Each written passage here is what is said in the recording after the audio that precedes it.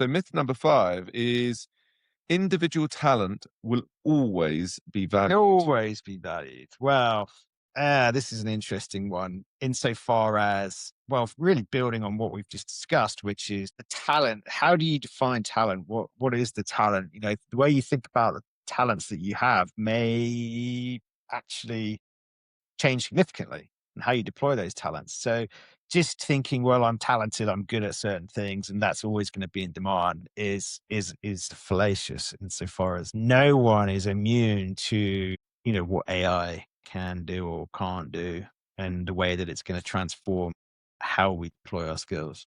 Right. I just want to give you kudos for getting the word fallacious. Sounds a bit dubious, but It is a real word. it is a word. So that's the first one off my bingo card. So, yeah, I think it's a case of thinking about it like this, which is we believe, and I think many, many of us believe that human judgment and taste and all the other attributes of being a great human, the things that we've been blessed with are going to be more important than ever, right? We absolutely wholeheartedly believe that.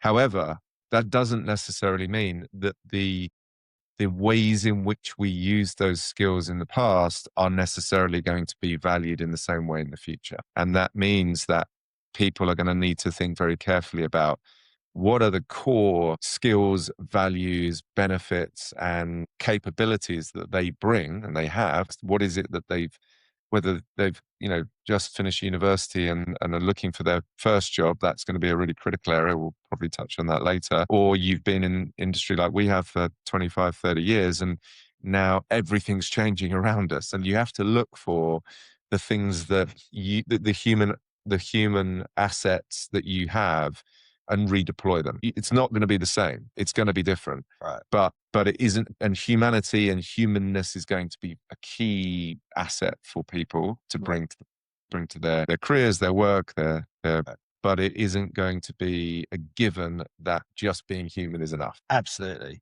And I think what makes it super difficult is, as we were saying earlier, it's just like, to use a completely overused phrase, it is a paradigm shift insofar as we just have no idea how this whole AI journey is going to play out. And we have no idea what, what is really on the horizon for the nature of work and the skills that are going to be valuable and the ways that they're going to need to be deployed. And so it's a process of kind of being agile, I suppose, to use another overused word, and continually thinking about how you can, deploy your own value according to wherever we're at on this cycle. It's not static.